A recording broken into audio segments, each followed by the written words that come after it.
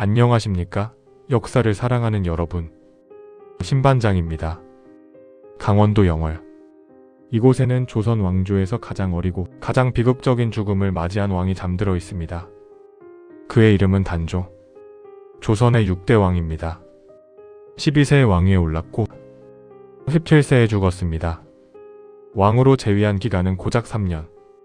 그나마 마지막 2년은 왕이 아니라 상왕, 그리고 노산군이라는 서인 신분으로 살았습니다.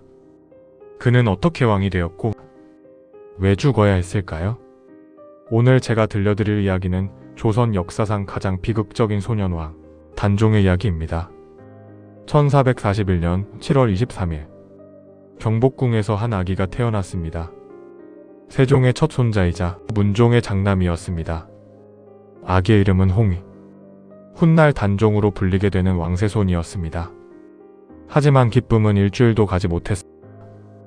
7월 30일 아기의 어머니 현덕왕후 권씨가 산후병으로 세상을 떠났습니다. 출산 후 고작 7일 만이었습니다.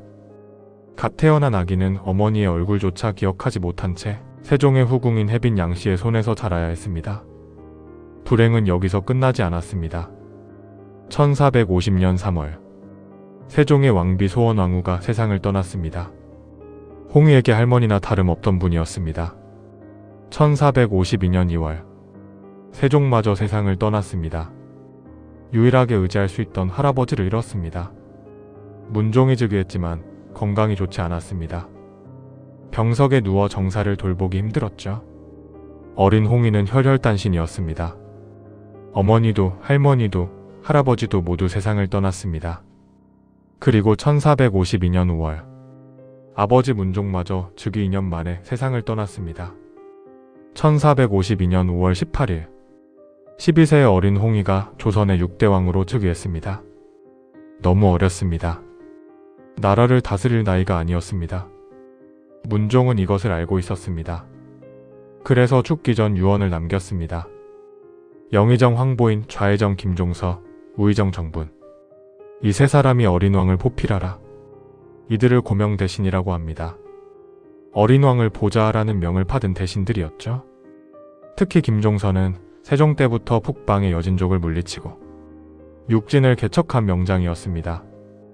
70세가 넘은 노신이었지만 여전히 강직하고 충성스러웠습니다.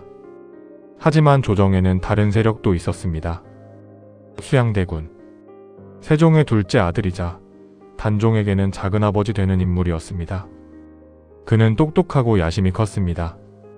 무예에도 뛰어났고 세종 시절부터 정치적으로 영향력을 키워왔습니다. 수양대군은 생각했습니다. 조카가 왕이 되었지만 너무 어리다. 실권은 결국 내가 쥐어야 한다. 수양대군 곁에는 한명회라는 책사가 있었습니다. 한명회는 권모술수에 능한 인물로 수양대군에게 속삭였습니다. 대군께서 직접 나서셔야 합니다. 김종서와 황보인이 조정을 장악하면 대군의 자리는 위태로워집니다. 수양대군은 결심했습니다. 조카를 보필하는 척하면서 실권을 장악하기로 말입니다. 1453년 10월 10일 개유년 10월 10일 이날 밤 조선 역사를 뒤흔든 쿠데타가 일어났습니다. 바로 개유정난입니다. 수양대군은 한명회, 권람, 홍윤성 등과 함께 거사를 계획했습니다. 목표는 명확했습니다. 김종서와 황보인을 제거하는 것. 밤 9시경 수양대군이 직접 김종서의 집으로 향했습니다. 호위 무사들을 대동하고 말입니다. 영의정 대감께서 편찮으시다 하여 문안을 드리러 왔습니다. 70세가 넘은 김종서는 의심 없이 수양대군을 맞아들였습니다. 그 순간 수양대군의 호위 무사의 문이 철퇴를 들고 김종서를 내리쳤습니다. 김종서는 쓰러졌습니다. 하지만 죽지 않았습니다. 철퇴가 빗맞았거나 치명상이 아니었던 것입니다. 김종서의 아들 김승규가 아버지를 몸으로 감쌌습니다. 수양대군의 무사들이 칼을 휘둘렀고 김승규가 그 자리에서 죽었습니다. 수양대군 일행은 김종서가 죽은 줄 알고 현장을 떠났습니다. 김종서는 정신을 차렸습니다. 그는 여장을 하고 가마를 타고 궁궐로 들어가려 했습니다. 단종을 아련하여 수양대군의 역모를 고하려 한 것입니다. 하지만 사대문이 이미 봉쇄되어 있었습니다. 김종선은 둘째 며느리의 친정으로 몸을 숨겼습니다. 이튿날인 10월 11일 아침, 수양대군의 수하 양정이 은신처를 찾아냈습니다. 명색이 정승인데 어찌 걸어가겠느냐.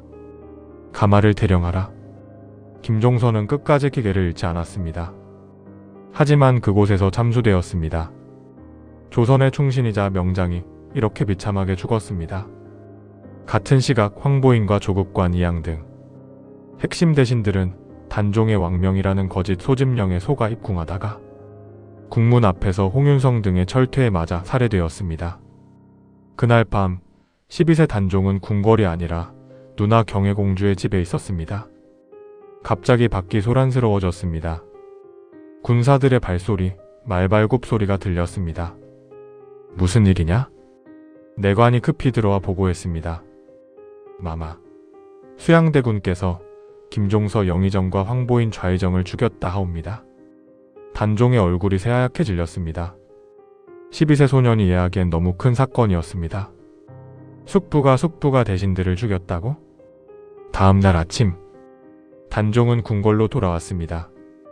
수양대군이 무릎을 꿇고 아뢰었습니다. 전하, 김종서와 황보인이 역모를 꾸몄사옵니다. 소신이 이를 평정했사옵니다. 단종은 알고 있었습니다. 역모는 거짓말이라는 것을. 하지만 어쩔 수 없었습니다. 숙부 저 좀 살려주세요. 12세 소년 왕이 할 수 있는 말은 이것뿐이었습니다. 수양대군은 고개를 숙였습니다. 전하를 지키는 것이 신의 소임입니다. 하지만 그 말의 진짜 뜻을 단종은 알고 있었습니다. 계유정난 이후 수양대군은 단종 주변 사람들을 하나씩 제거하기 시작했습니다. 회빈 양씨, 세종의 후궁이자 내명부 정일품 빈이었습니다. 현덕왕후 사망 후 세종의 명으로 단종의 양육을 전담했기에 실질적인 어머니 역할을 했습니다. 수양대군에게 그녀는 반드시 제거해야 할 정치적 장애물이었습니다. 1455년 윤유월 11일, 세조가 즉위한 바로 그날 혜빈 양씨는 금성대군과 결탁했다는 혐의로 청풍, 지금의 제천으로 유배되었습니다. 이후 신하들의 탄핵이 빗발쳤습니다. 1455년 11월 9일, 혜빈 양씨는 왕실 여인으로서는 극히 이례적인 교형, 목을 매는 형벌에 처해졌습니다. 왕실 여인에게 사약이 아닌 교수형을 내린 것은 극도로 모욕적인 처사였습니다. 14세 단종은 마지막 정서적 의지처마저 잃었습니다. 더 이상 믿을 사람이 아무도 없었습니다. 1455년 윤유월 11일, 한명회와 권람이 단종 앞에 무릎을 꿇었습니다. 전하, 나라가 어지럽사옵니다. 수양대군께서 왕위를 이으시는 것이 백성을 위한 길이옵니다. 양위 압박이었습니다. 단종은 알고 있었습니다. 거부하면 죽는다는 것을. 과인이 부족하여 나라를 다스릴 수 없구나. 숙부께 왕위를 물려주겠노라. 15세 소년은 이렇게 왕위를 빼앗겼습니다. 수양대군이 조선의 7대 왕 세조로 즉위했습니다. 단종은 상왕으로 물러났습니다. 상왕이 된 단종은 수강궁에 유폐되었습니다. 밖으로 나갈 수도 사람을 만날 수도 없었습니다.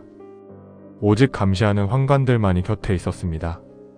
15세 소년은 하루하루를 지옥 같은 시간 속에서 보냈습니다. 그는 책을 읽었습니다. 할아버지 세종이 남긴 책들을, 아버지 문종이 사랑하던 시를. 그리고 생각했습니다. 내가 뭘 잘못했을까? 나는 그저 태어난 것뿐인데. 1456년 6월, 조정에는 여전히 단종을 진정한 왕으로 여기는 신하들이 있었습니다. 성산문 박팽년 하위질계 유성원 유흥부, 이들을 훗날 사육신이라고 부릅니다. 성산문이 말했습니다. 우리가 모시던 진짜 임금은 상왕 전하이시다. 세조는 쿠데타로 왕위를 찬탈한 역적이다. 상왕을 복위시켜야 한다. 박팽년이 고개를 끄덕였습니다. 하지만 어떻게? 세조의 권력은 너무 강합니다. 성산문이 조용히 말했습니다. 세조를 제거하는 수밖에 없습니다. 거사일은 1456년 6월 1일로 정해졌습니다. 창덕궁에서 열릴 예정이었던 명나라 사신 환송 연회가 그날이었습니다. 성삼문의 아버지 성승과 유흥부가 표룬검, 국왕호의 무관으로 선정되어 연회장에 칼을 차고 들어갈 수 있었습니다. 계획은 간단했습니다. 연회 도중 세조를 척살하고 단종을 복위시키는 것. 하지만 당일 세조가 갑자기 연회 장소가 좁다. 운검을 들이지 말라. 명을 내렸습니다. 계획이 무산되었습니다. 거사를 다음 기회로 미루기로 했으나 불안감을 느낀 김질이라는 동료가 있었습니다. 김질은 두려웠습니다. 이 일이 실패하면 우리 가족이 모두 죽는다. 김질은 결국 장인 정창손에게 복위 계획을 누설했습니다. 정창손은 즉시 세조에게 보고했습니다. 계획은 실행되기도 전에 발각되었습니다. 1456년 6월 성삼문, 박팽년, 하위질개, 유성원, 유흥부가 모두 체포되었습니다. 세조는 직접 국문에 참석했습니다. 누가 주도했느냐? 다른 공범은 누구냐? 성삼문은 끝까지 입을 열지 않았습니다. 박팽년도 마찬가지였습니다. 우리가 모신 임금은 상황 전하뿐이다. 너는 역적이다. 세조의 얼굴이 일그러졌습니다. 1456년 6월 8일 사육신은 거열형에 처해졌습니다. 팔다리를 속아 끌어당겨 찢어 죽이는 형벌이었습니다. 그들의 가족들은 노비로 전락했고 재산은 몰수되었습니다. 조선 역사상 가장 충절이 높은 신하들이 이렇게 비참하게 죽었습니다. 1457년 세조는 단종을 상황 지위에서도 끌어내렸습니다. 노산군, 서인 신분으로 강등시킨 것입니다. 그리고 강원도 영월로 유배 보냈습니다. 영월 청령포? 삼면이 강물로 막힌 고립된 땅이었습니다. 배가 없으면 나갈 수도 들어올 수도 없는 곳이었습니다. 17세 소녀는 그곳에서 홀로 지냈습니다. 1457년 10월 21일 세조는 금부도사를 영월로 보냈습니다. 정확한 죽음의 방식은 기록마다 다릅니다. 세조실록은 스스로 목을 메었다고 기록하지만 이는 세조의 책임을 면피하기 위한 왜곡일 가능성이 높습니다. 야사에는 금부도사가 사약을 가져왔으나 차마 전하지 못하고 있을 때 하인이 뒤에서 활시위로 목을 졸라 죽였다고 전합니다. 사약이든 교살이든 이는 권력에 의한 타살이었습니다. 17세 소년이 죽었습니다. 단종은 마지막 순간 무엇을 생각했을까요? 어머니 얼굴? 할아버지 세종? 아버지 문종? 자신을 위해 죽은 사육신? 아니면 자신이 단 한 번도 제대로 살아보지 못했던 인생? 17세 너무 짧은 생이었습니다. 영월 호장 엄응도. 그는 단종의 시신을 수습했습니다. 당시 역적으로 몰린 사람의 시신을 수습하는 것은 목숨을 거는 일이었습니다. 하지만 엄응도는 했습니다. 좋은 일을 하고 화를 당한다면 달게 받겠다. 엄응도는 단종의 시신을 몰래 동을지산 기슭에 묻었습니다. 훗날 이곳이 장릉이 됩니다. 그는 평생 이 일을 비밀로 했습니다. 세조가 알면 멸족당할 것이기 때문입니다. 엄응도의 의로움이 없었다면 단종의 시신은 강물에 버려졌을 것입니다. 단종의 왕비 정순왕후 송씨. 그녀는 15세에 단종과 혼인했습니다. 남편이 왕위에서 쫓겨나고 영월로 유배되고 죽었습니다. 정순왕후는 82세까지 살았습니다. 평생 재혼하지 않았습니다. 그녀는 한양의 동망봉에 자주 올라가 영월 방향을 바라보았다고 합니다. 전하, 그곳에서는 편히 쉬고 계신가요? 67년. 정순왕후는 67년간 과부로 살았습니다. 단종을 그리워하며 1698년 단종이 죽은 지 241년이 지났습니다. 숙종이 명을 내렸습니다. 하지만 이 복권은 단계적으로 이루어졌습니다. 1681년 숙종 7년 먼저 노산군에서 노산대군으로 추봉되었습니다. 왕자 신분을 회복한 것입니다. 1691년 숙종 17년 사육신의 관작이 회복되고 노산대군 묘에 제사격이 올라갔습니다. 그리고 마침내 1698년 숙종 24년 드디어 단종이라는 묘호를 받고 정식으로 왕으로 복위되었습니다. 능호는 장릉으로 격상되었습니다. 241년 만에 완전한 명예 회복이었습니다. 하지만 너무 늦었습니다. 그를 위해 죽은 사육신들도, 그를 사랑한 정순왕후도 이미 세상에 없었습니다. 여러분, 단종은 무엇을 잘못했을까요? 그는 그저 왕의 아들로 태어났을 뿐입니다. 12세에 왕이 되었고 15세에 왕위를 빼앗겼고 17세에 죽었습니다. 권력 앞에서 어린 생명은 너무나 약했습니다. 단종의 이야기는 우리에게 묻습니다. 권력이란 무엇인가? 충절이란 무엇인가? 그리고 역사의 정의는 언제 실현되는가? 오늘 제가 들려드린 이야기가 여러분께 작은 울림이 되었기를 바랍니다. 다음 시간에도 역사 속 진실을 들고 찾아뵙겠습니다. 신반장의 역사다방, 오늘은 여기까지입니다. 시청해주셔서 감사합니다.